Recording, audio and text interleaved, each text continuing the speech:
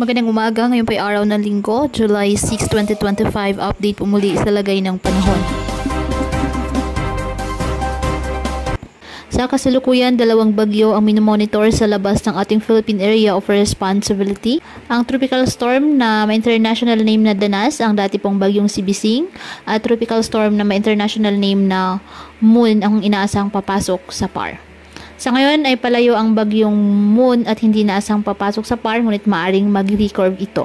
Inaasa namang papasok muli sa Philippine Area of Responsibility ang bagyong Bising at patuloy na pagpapaulan ang habagat at trough nito sa Ilocos Region, Pangasinan, Zambales, Bataan, ilang bahagi ng Occidental Mindoro, Pampanga, Tarlac at ilang bahagi ng Cordillera Administrative Region.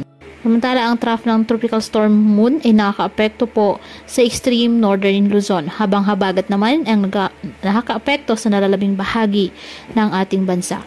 Ngayong araw, ang Batanes at Babuyan Islands asahan ng maulap na kalangitan na may kalat-kalat na mga pag-ulan at thunderstorms dahil po sa trough ng nasabing bagyong may international name na Moon. Ang Ilocos Region, Zambales at Bataan asahan naman ng occasional rains dulot ng habagat.